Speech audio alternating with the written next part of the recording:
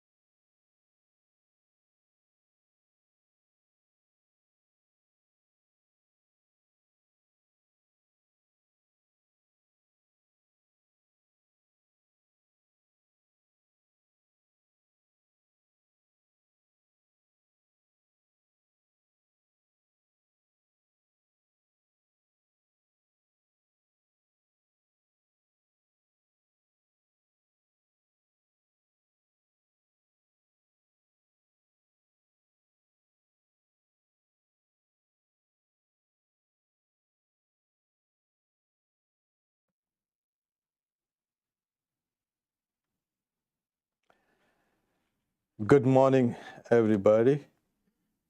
And today's topic, as mentioned, is not minding matter. I'll chant a verse from the Rig Veda to set us into the mood of discussing what mind is.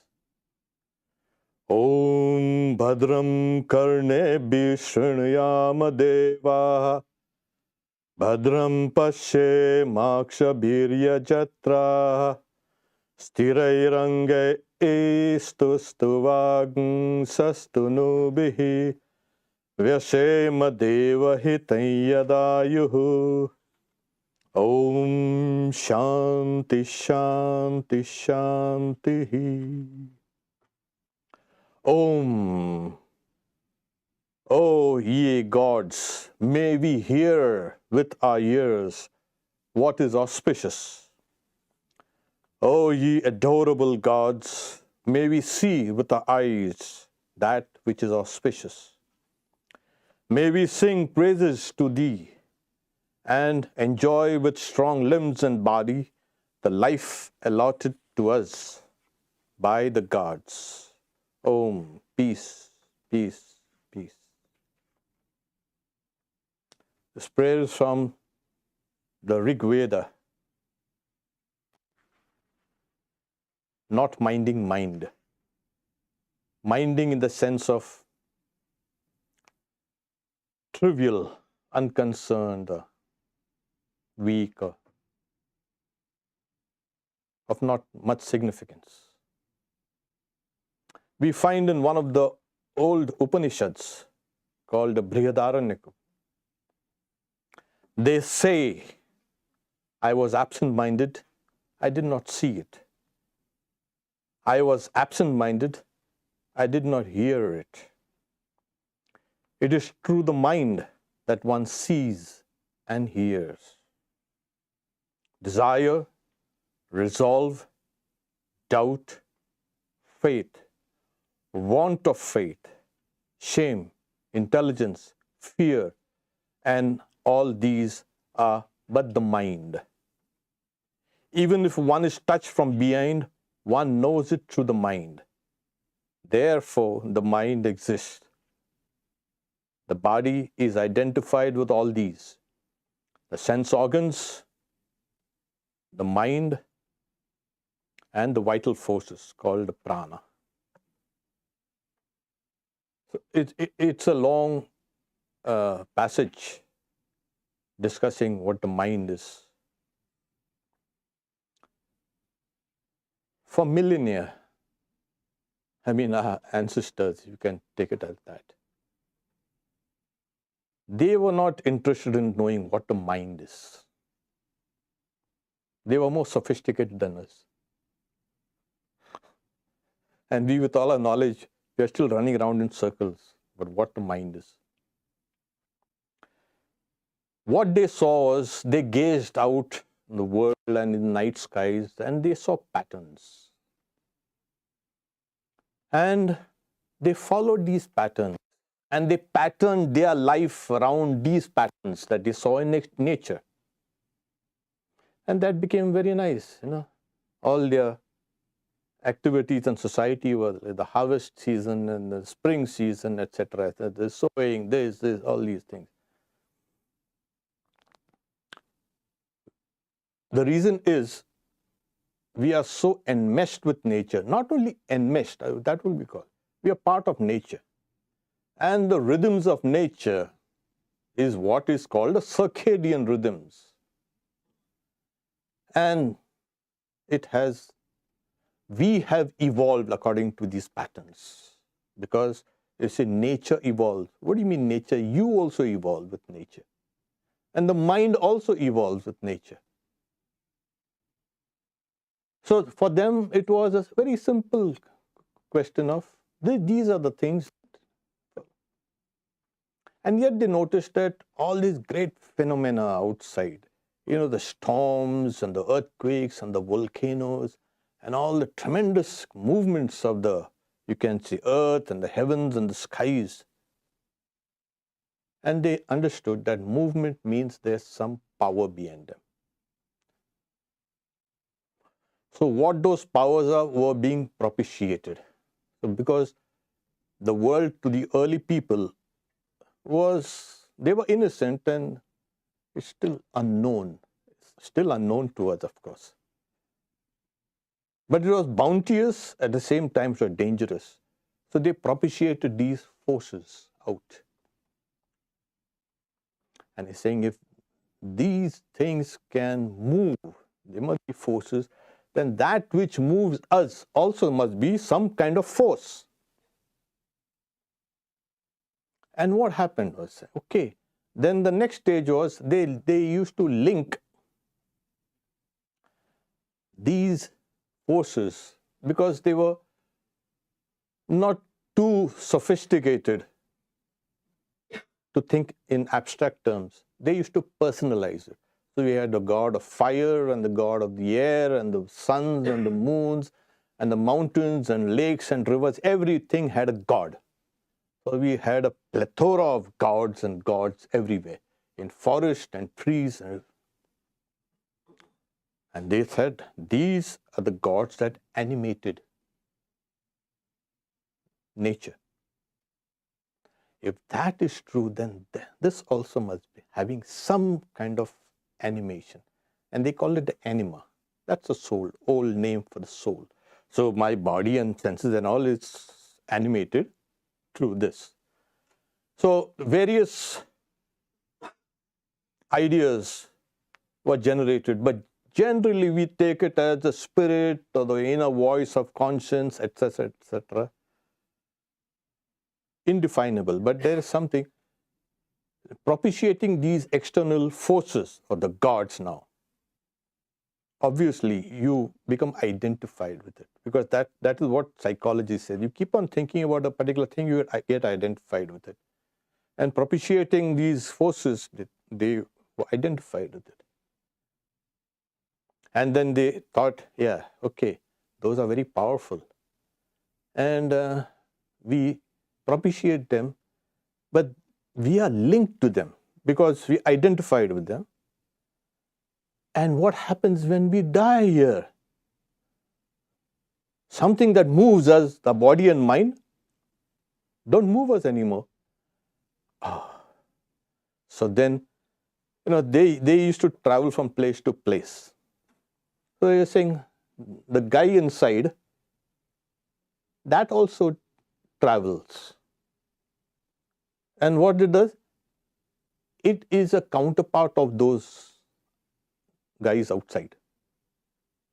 So that identification worked. So when this thing departs, body is dead, we go down there. And they knew that we used to live in a place and travel, so every ancient text speaks of death as a kind of a travel of the soul, if you notice it.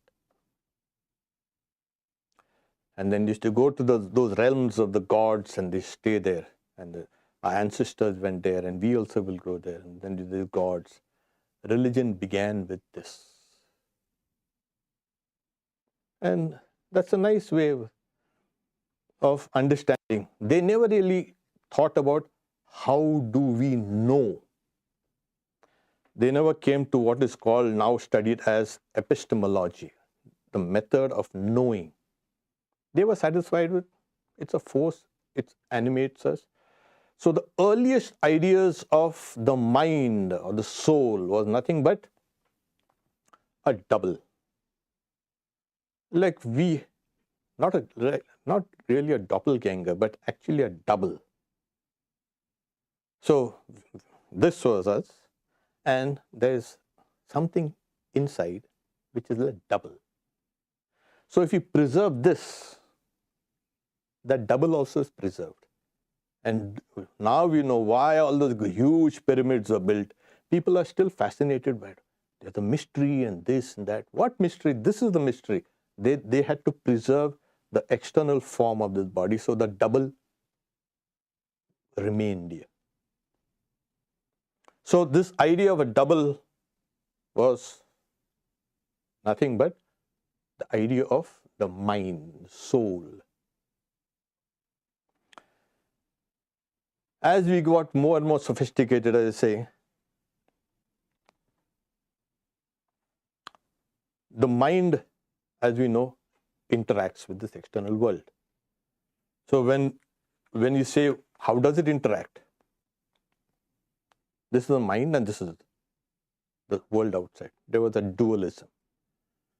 And starting from the very beginning, there were some philosophers saying, no, what you are saying is something that's material, the external world. The mind is an immaterial substance. That is not matter. So these were called the idealists. They said what exists is only mind. Nothing but the mind. Matter is a kind of illusion. And there were those realists who say, well, if I knock you on the head, you know what's going to happen. They said, well, there's only matter, they're the realist. And that is all. The mind is an illusion there. And there were those who kind of stood midway. The mind interacts with the matter and matter interacts with the mind somewhere deep down in the pineal gland. It's kind of a phenomenon. That is, one thing throws a shadow on the other. And we get the thing, oh yeah, that is alive. But all these questions, they came, there was no definite answer. There's still no definite answers. But the word that is now used in psychology and neurology is qualia. Now, what is qualia? It's an instance of subjective experience. He's saying, what is it like? Like pain, like love, or color, or something like that. What is it like? It's a perfectly subjective experience. But it is derived from matter because the brain is material and the external world is material. It impinges on us, but how do we get the subjective? Are there these correlates, the neural correlates? According to consciousness, these studies are on and on. They're talking about the hard problem of consciousness and the soft problem of consciousness, as if there was consciousness is hard or soft. Consciousness is consciousness. How do we explain qualia, or the subjective experiences derived from material objects? That has baffled many. But then, you know what they say? Physics now is searching for the answer to all the questions of existence. And they are doing it wonderfully. But how does, from that fog of quantumness, does this universe emerge? Ordered. That is an unordered state, and this is an ordered state. And over and above, how does the mind arise? Does time and space affect the mind? Obviously it has to, but nobody has decided to search for it. There is a growing now trend to search for consciousness from within. Because you know what happens is, physics is hard, you know, in the sense of you cannot bring in consciousness. You cannot bring, but they have to bring in an observer, and that has, you know, made them mad.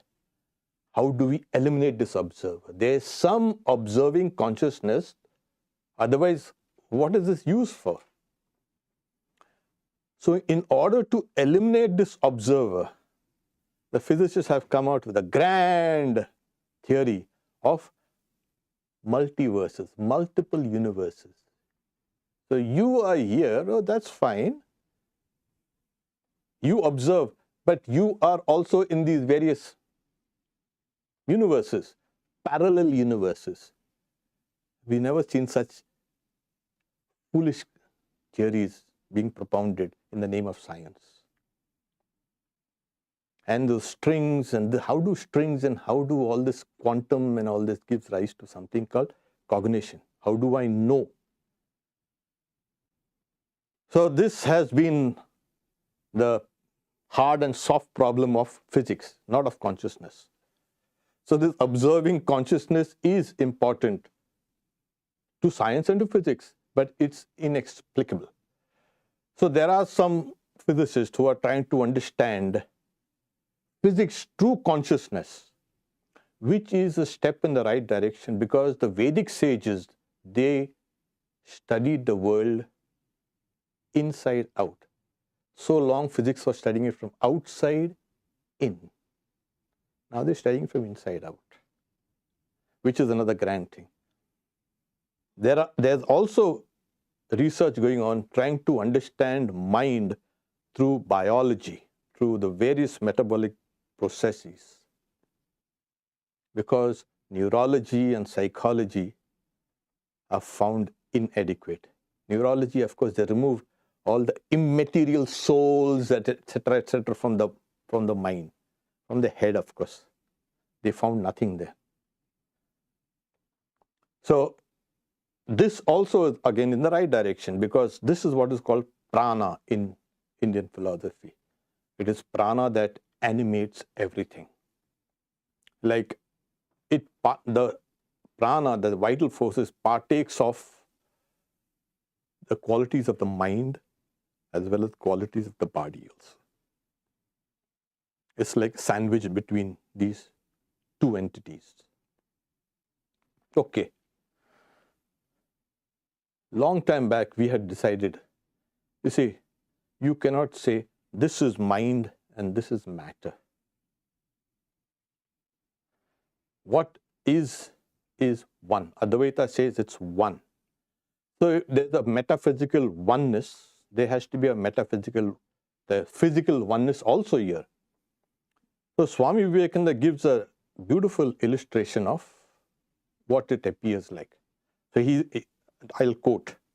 In fact, he gave this talk in Los Angeles in 1900. There are no such realities as a physical world, a mental world, a spiritual world, and so on. Whatever is one.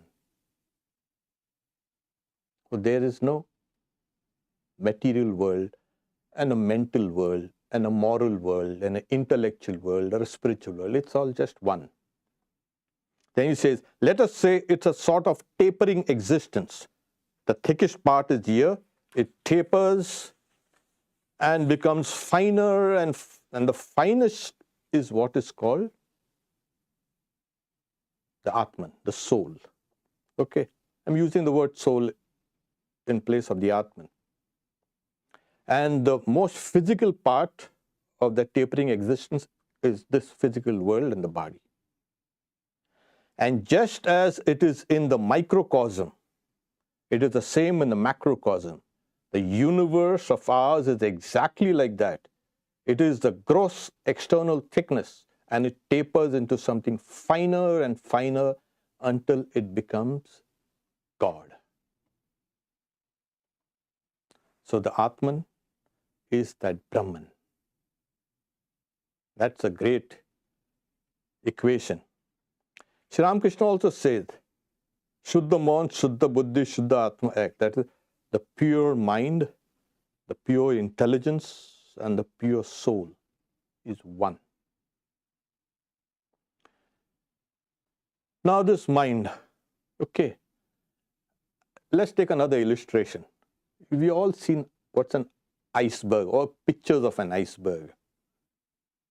So you see something and then we bump into it like the Titanic and we sink into it.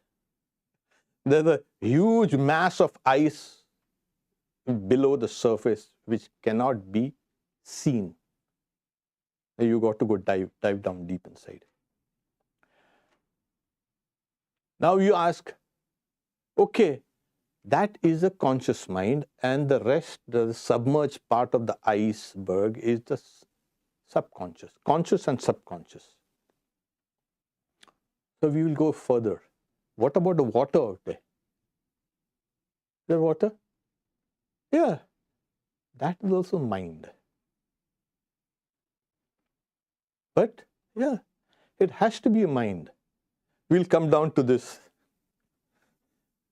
Yeah, there's a lot of, you can say, people have the idea of there is something called conscious mind and there is subconscious mind. And what about the water? The water is also mind.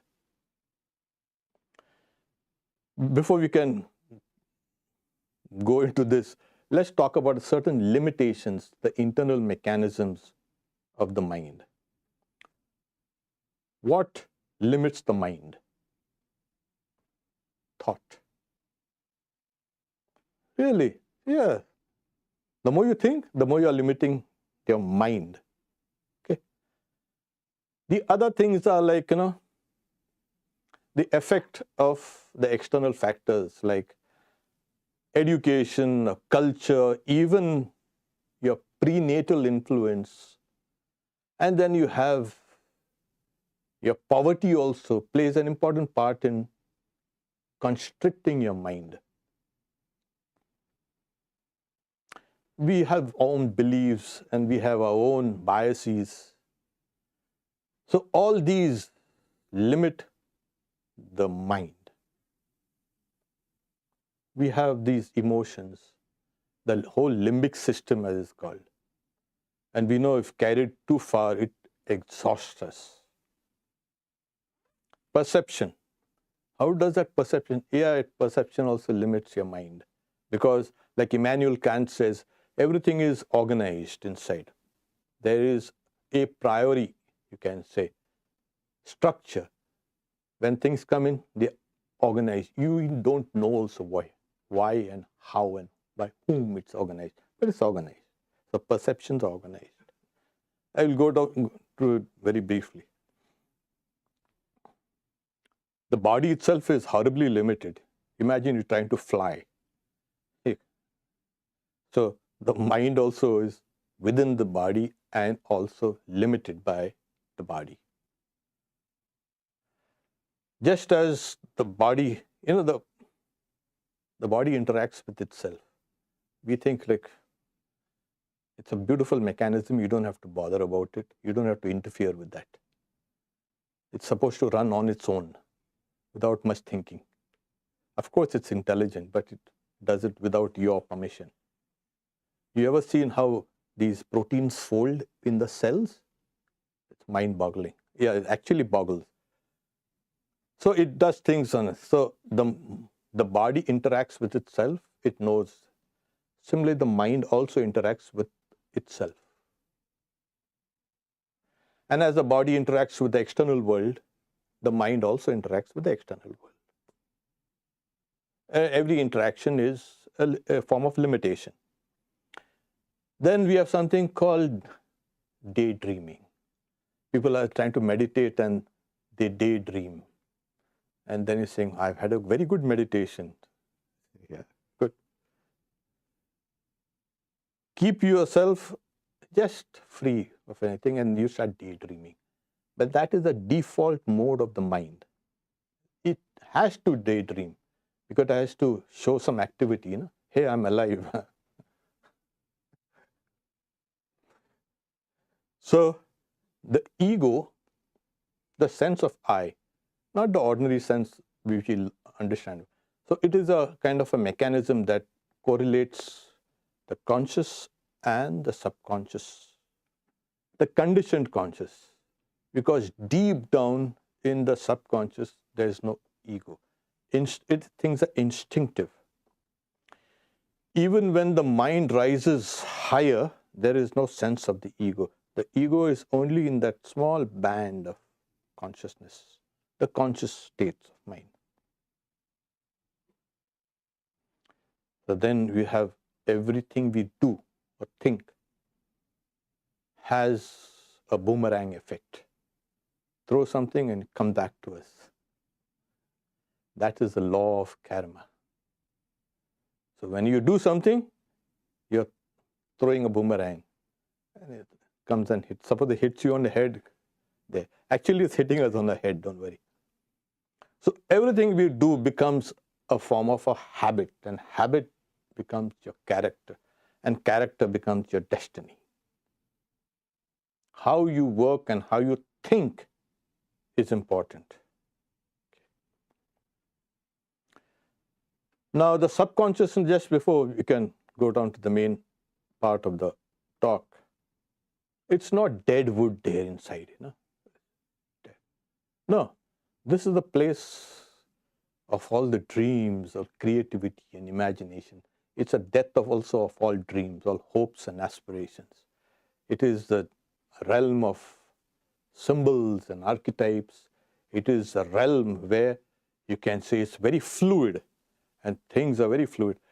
All arts and everything gets its origins from this subconsciousness.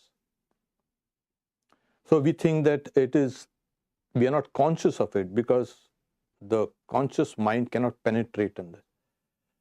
It's like these lines of latitude and longitude. They are not actual lines, they're imaginary lines. So we kind of draw a kind of line. This is consciousness, and this is pre-conscious, and this is a conditioned conscious, and this is the subconscious, and this is the conscious, etc., etc. But it's all one. This higher mind is actually what is the subject matter of yoga. And in it resides the powers of the universe. Only we are not aware of it. The whole process of yoga is to open this higher mind. In India, we trying to establish civilization on the basis of the higher mind, which is in every individual. Like, don't forget the tapering existence. As it goes higher and it tapers higher and higher, it goes to the higher mind. If you base society on power and pelf and all these things, you're going to have it bad. It's better to base your society and your existence on your higher self, the higher mind. So these things exist, you, me, all these things exist in time and space. It's obvious. So this is called a great space, Maha-Akash. The mind, to make a slight differentiation between the external space, it also exists because if it exists, it has to think. And when it thinks within time and space. It also exists in a space. It can never exist in a vacuum. So it also exists within time and space. That's called a Chitta Akash, the space of the mind.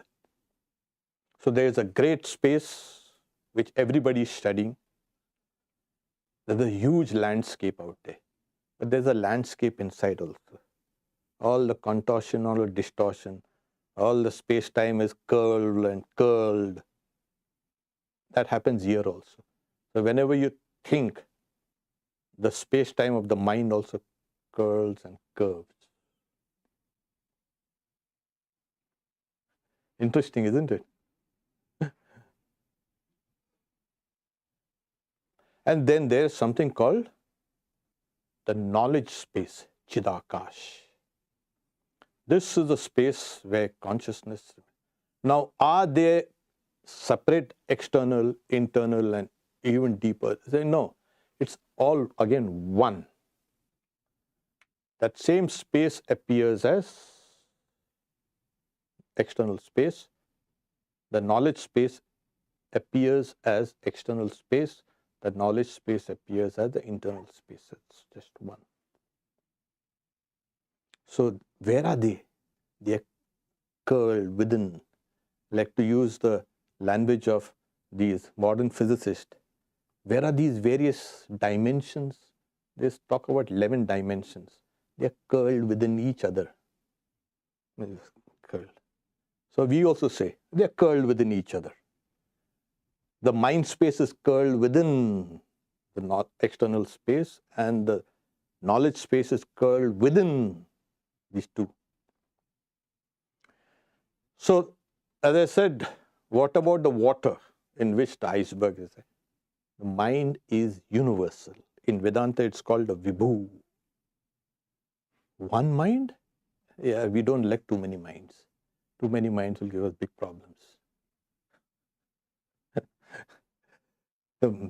The many is an appearance. Like, there's a vast ocean of water and there are small whirlpools here and there. So these are the individual minds. But they are all made of the same water. So they have also been, throughout history of humanity, of course, the belief in the supernatural. Somehow that is not going away. Why should it go away? The yoga philosophy studied these things and they found tremendous powers within the mind. And these powers come to one on the way to enlightenment. But you discard, they are like milestones. But they are powers that are, that modern studies or modern psychology has no clue at all. At all.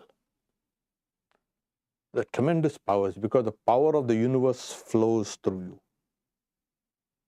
Universal powers. Yes. People say he's walking on water. You know, there's a Jesus lizard, you know, that walks on water. Walking on water, floating in the air. These are kind of kindergarten stuff when these powers are awakened. But always they are used for the good of the world, of course. One time Sri Ramakrishna, he called Swami Vivekananda. You see, I practiced all this yoga and all. I have got all these powers, these 8 great powers. It's called the Ashtasiddhis. I want to give it to you. So, imagine people like us, you would have grabbed, yeah, give it to me. They're saying, what will it do? Will it help me realize God? I say, no, it won't help you realize God, but it will help you in your work. No, I don't want it. And he dismissed it. And Sri Ramakrishna, instead of getting rebuffed, was very pleased. This is the right guy. Okay. So there are always those who get sidetracked because these powers are so alluring. Imagine you can become the master of the universe, sitting in your small rooms or wherever you are. So, we'll talk about spirituality. Now everybody is talking about everything spiritual, everything spiritual. What is spiritual? Spirituality is when you open the higher mind. Not before that. Not on the conscious mind, not on the subconscious mind. That is not spirituality. Go to the higher mind. So what happens? When you close your eyes, we see only some light filtering and some light.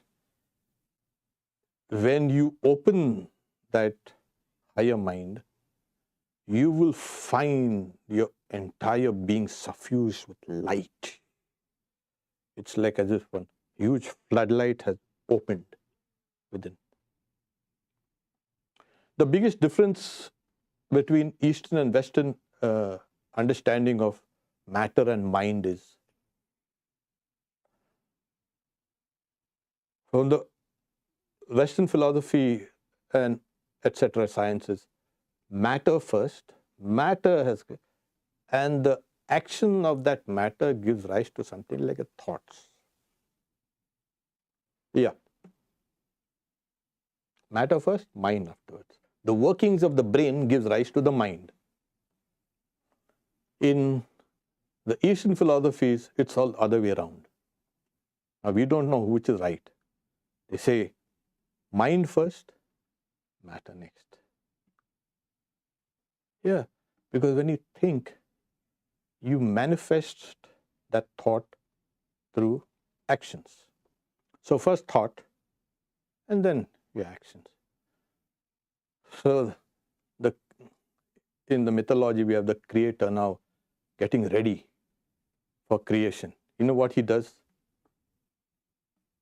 He says, it's a nice guy there called Brahma. He sits down and meditates. And he meditates on the knowledge which has been accumulated in his mind from the past creation. So he meditates on the entirety of creation. And then he says, Om, and the whole universe emerges out of his mind.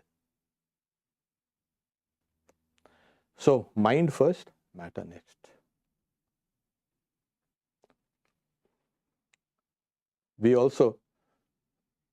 Vedanta also says, the mind, it's just part of a greater complex of things. It's called a subtle body, Sukshma Sharira. Now, what is a subtle body? It has 19 components. The mind body has 19 components. Yes. The 5 vital forces, the 5 sensory organs, the 5 motor organs. They're all in the mind? Yes, they're all in the subtle body. Then we have mind, intelligence, ego, and memory. 19. So what happens? This is a thing that comes out when you discard your body out. The Bhagavad Gita says, like you change your clothes, this guy inside changes this. I say, enough of this. Become old. Throw it out and take a new one. So this is a subtle body along with another counterpart called a causal body. We are still talking about bodies. We're not talking about the soul, etc. So the causal body and the subtle body, they move about from here and there, and they've been moving about all over the place, don't worry. They've seen it all. That will dissipate. That's a kind of a, take it like, it's like a whirlpool. Or better still, a hurricane. It's a whirl of air, the vortex. It picks up stuff from here and discards it there, and picks up something else from there and discards it somewhere else. So similarly, this whirl of the mind, that is the subtle body, picks up material here, discards it there. This is the real entity here within us, because we feel the mind more than the body most of the time. If somebody says a nice word, see how happy we are. If somebody comes and says, "You useless fellow," see what happens to us. It's a mind. You feel the mind. And as society is becoming more progressive, as they say, it's getting more and more mental. We live more in the mind than in our bodies. Okay. So this memory, the sense of I, intelligence, and the mind, they are the four faculties of what is called the inner instrument, Antakarana. And this is actually, they are not separate functions. They are within one, you can say, receptacle. When I see something, the mind deliberates. Is it red, blue, tall, short, long, etc. And then the intelligence comes and saying, that's a chair, stupid. Okay. Oh. And then that cognition is related to memories. Then it becomes perfect. And then the I says, that's my chair. But that's not my chair, of course. So it happens so quickly. This happens with each and every cognition. This is what happens in the mind. Okay. We could go on and on and on. There are so many factors. We'll leave it for some other time. But like we have said, the ancients, they thought of something that is animating us from within. They call it, Carl Jung makes it like the anima, soul. It's an old Greek word. What we have is something that animates us, something that has movement, has power. Whether you call it the spirit or the soul or the whatever. In Vedanta, there's only one reality. And this one reality is that Brahman. And then they posit, well, if that is Brahman, what is all this? How does it appear like this then? So they bring something called the power called Maya. Okay. It is Maya that creates this. The one becomes the many. So the mind also has been fashioned out of this power of Maya. And to know the reality, the mind has to die. What happens? Then you can understand the reality. Because as long as your mind is there, it will intervene between you and the reality. So at the highest stages of meditation or yoga, the mind is still, the mind dies. Like when we go to deep sleep, the mind goes into its seed form. And when you are not there, your mind is not there, the world also is not there. You notice it? It's a beautiful time and place, isn't it? No, no me, no the world. And when you wake up, the world comes in and you also wake up and I've got to do this. So wherever there's I, the source of all great trouble. The entire universe is linked to this sense of I.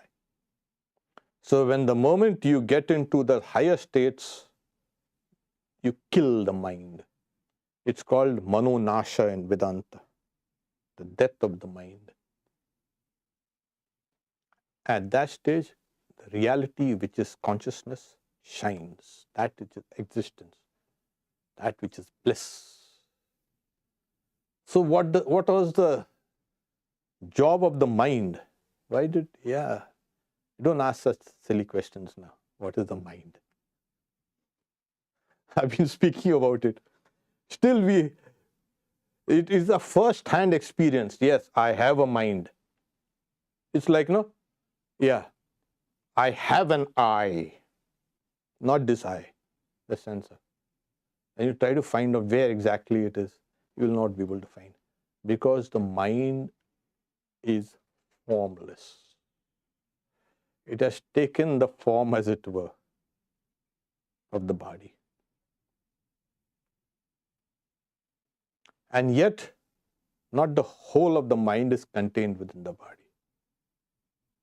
So as you enter deeper and deeper into it, you enter vaster and vaster dimensions of the sense of I. And deeper and deeper you go, where the I dies. The mind dies. But what? We have equated existence with the mind. That was a mistake. Vedanta equates existence with consciousness. You come down. Can you exist beyond the mind? Oh yes, of course.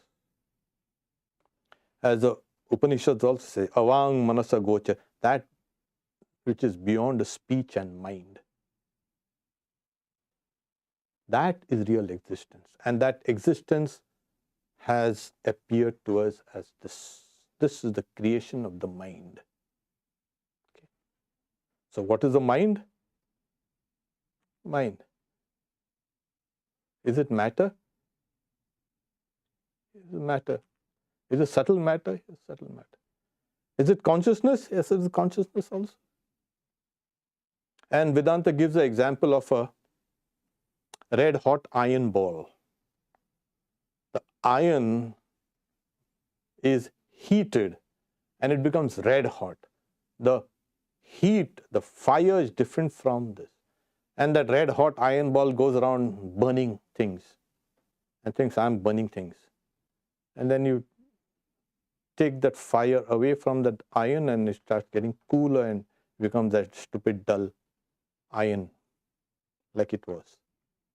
The mind also gets its life from consciousness. And that's why it is creating all these things. So there is an external creation, there is an internal creation also. In this internal creation, we have our own worlds. Everybody has their own worlds. It's a beautiful world where I am the king there, queen. There is no competition. That has to break first, Vedanta says. See the things around. And the more you can stay away from those imaginary things, the more you can get in touch with your own mind. Then it's just a question of getting deeper and deeper and deeper till we find we've reached that consciousness.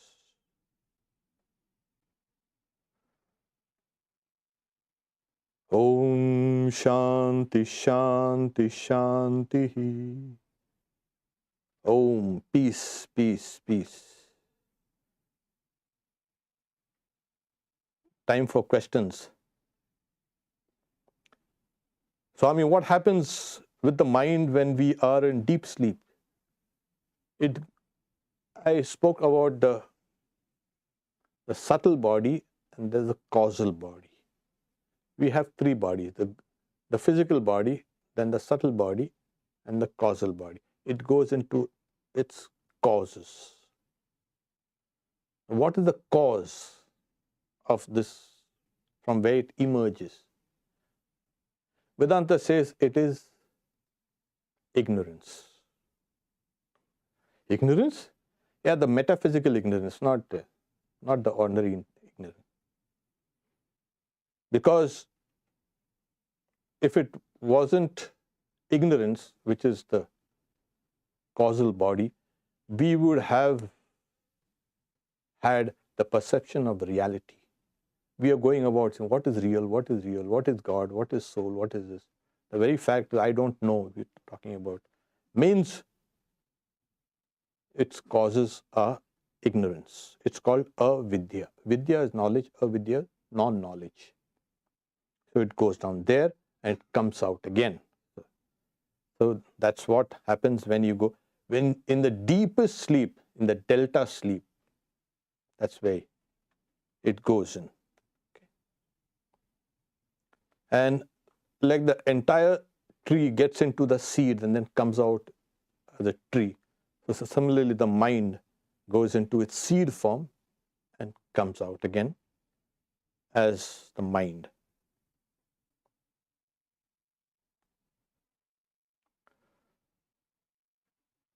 Okay. Do you have any questions here? Yeah. How should one think about like the differences between like matter as symbols versus like normal things? So, for example, like chair is matter, but pyramids are also matter. But the pyramids are able to Exert. like, last through centuries and centuries of time. So they don't seem equal, even though they're both matter. Oh, we know matter is constantly disintegrating. There is no sharply defined boundaries. Electrons and all this are just moving about all over the place. You know. So that those blocks are huge, and so they are also dissipating. So there's matter constantly concreting and dissipating. So that is a huge block, and that's why it's taking its time. Here it is like the same thing. What matter is now is still undecided. Do you think it's atoms and protons and neutrons and electrons? Oh, no. That was the old science. Now you're talking about quarks and all these kind of up and down and charm and all these kind of beautiful names they put. They're all quarks, subatoms. And down, deeper down, even more deeper there, we don't know. So many, like we are sitting down here and there are billions or zillions of massless particles running through us at every moment. We are not even aware of it. You know what's it? These cosmic particles, neutrinos, they are just running around. So this whole thing has become a soup. That's why they call it cosmic soup. What is matter? We don't know. And that's why somehow these, whatever all these forces are, they conjure up all these things. And we are seeing what is matter. What is really matter? The other day, a gentleman had come, hey, there's no something as matter. Then he's saying, it is very emphatic. It's all energy. I said, yes, it's all energy. And then after some time, saying, now I don't know what these guys are talking about, science guys, that matter is only 4% of what you see. The rest of the universe is dark matter, dark energy. 95 or 96%. So we don't know. So there it is. So it's like, on the ocean, there are waves, and on the waves, there are these small bubbles and foam and froth. Matter is only that much. So that's why we don't give too much importance to. Of course, you again, you bring something and hit me on the head, and I say, what are you going? It seems interesting that there's, let's say, subtle, sattvic representation of things like scriptures that resonate with certain sattvic people.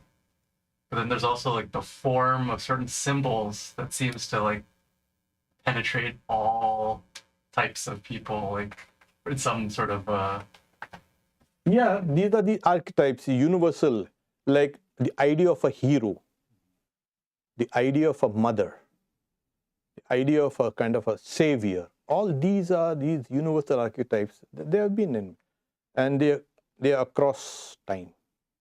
So this is always there. There's some things which are there. They're saying the part of that mind, according to Jung, is part of that collective unconscious. So in the collective unconscious, there are these things that are there. Okay. What positive effects on the world would be most beneficial when using the powers or gifts from the divine self? Positive effects? Do good to this world. Pray for everybody. First get the powers and then try to.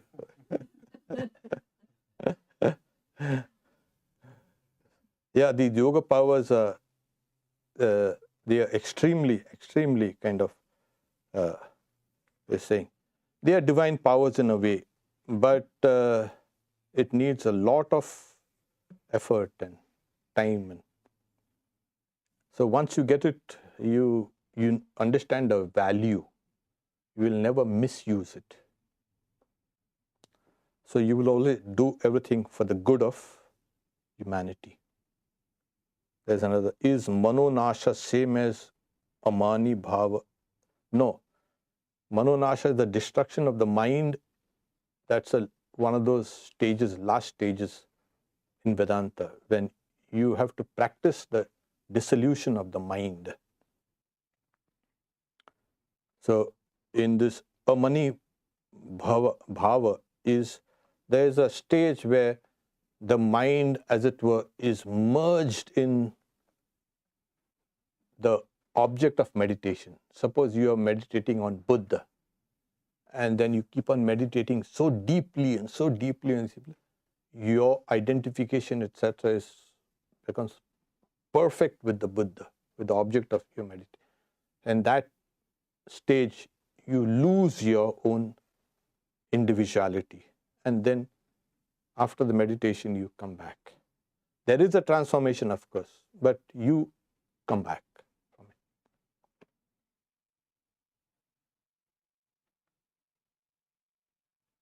it. Okay. Which are the means to overcome mind limitations, delusions, to see God in everything or our daily life? Don't we also use our minds to discriminate what is real from the unreal? Oh, yeah. You must use your mind to discern what is real and from the unreal, of course. And that's what Sri Ramakrishna emphasizes. The real appears as unreal, and the unreal appears as real. This thing presents itself to us. So we need to separate the two. Sri Ramakrishna gives the example like sugar mixed with sand. So you need to separate the sugar from the sand. Okay. What are the means to overcome mind limitations regarding? So think of the infinite. When you're meditating on God, what you are meditating upon is an infinite, not an entity, something which is infinite, eternal, immortal.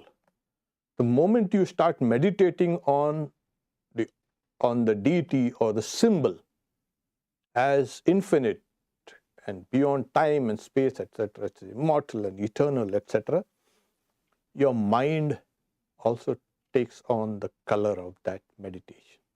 So that's the best way to overcome limitations, to see God in everything. But better see God in within yourself first, before you can go and see God outside. So that's the best way. Open this door first, and then all the doors are open. People want to see God outside. That's the second stage. First do it here. And if you can see your own soul, the second stage is you find your own soul as a part of the oversoul. That's the second realization. And then you'll see the third stage of realization is that you will see that same oversoul in everything. So that's the third stage. Okay.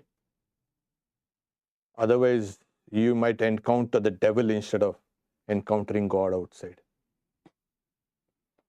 There's no devil, of course. Yeah. Now, I wanted to ask about the term you used called Maya.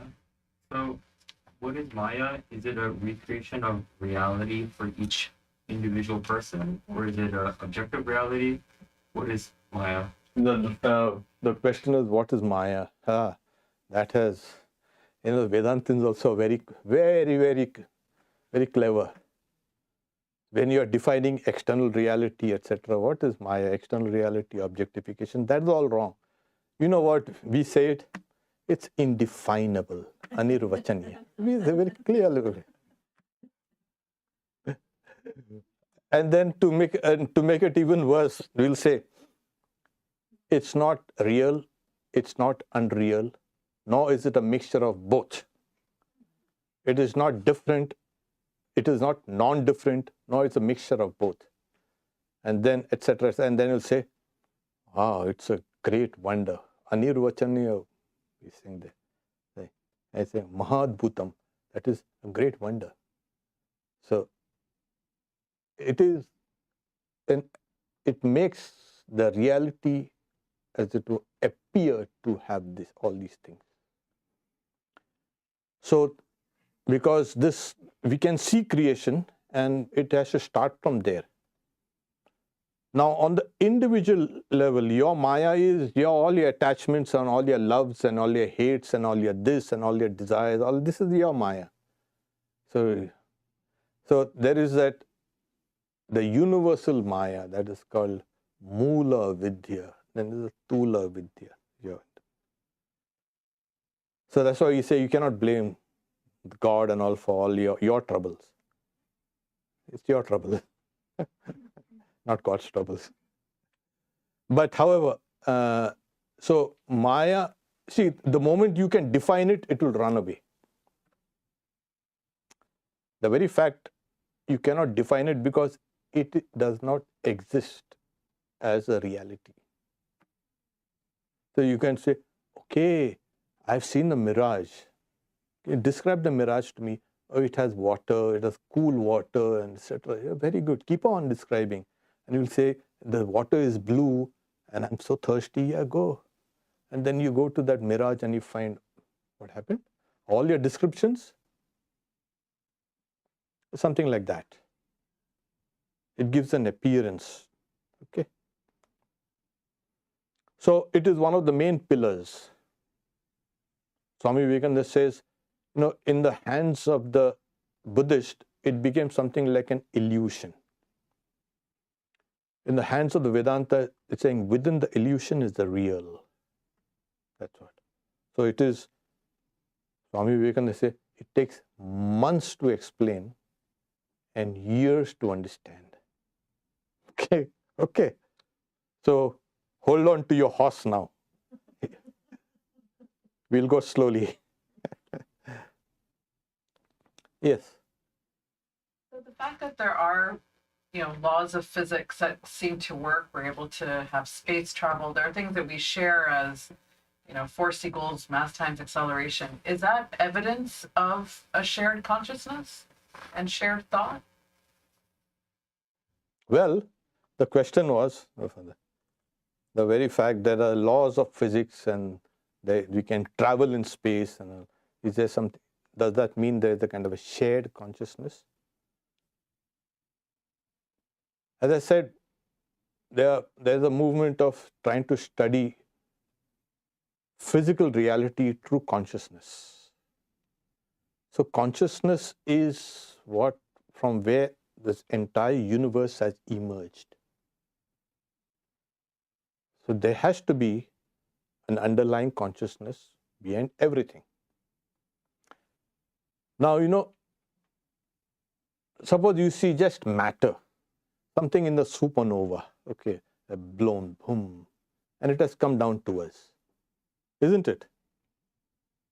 Your body and my body and everybody's body is made from those stars which died. Otherwise, these materials would not have been found here. So, you say, are we connected? Of course, we are connected. So, wherever there's matter, there are certain laws that matter follows. So, physically, we are all connected. Whether we travel to Mars or no, we have traveled to the moon. Okay, we can travel. I mean, you send machines, are a different thing altogether. The best way to find consciousness is wherever there's matter. That's a great thing, no? Wherever there's material objects, there will be consciousness. Now you'll say, oh my God, but matter, this matter? Yeah, then now, like the tapering existence, the grossest aspect of that taper, the cone, is this matter. And then you keep on digging deeper and deeper and deeper and deeper, and it goes out. And you'll come down to consciousness. So matter will behave in its own way. We call it the laws. Now you'll say, are Newton laws absolute? They are the laws. You find them working. But they are just simply discarded on a different level with Einstein's ideas of space-time. So which is true? Well, both are true on a different level. So after some years, we might transcend even Einstein's laws of space-time. Yes, why not? You think this is the end? Nothing is absolute in this universe. So, we are one. You say we are the one. There's the idea of oneness is always there. Take, for instance, the same genetic material that's in you. You share it with everybody else. With that tree also standing outside. It's there. The same genetic material has given rise to this entire tree of life. Same? Yeah, it's the same. We all share the genetics, we share the materials, and why not the mind? Why you have to be so selfish and no, this is my mind. I'm not going to share it. Okay, good.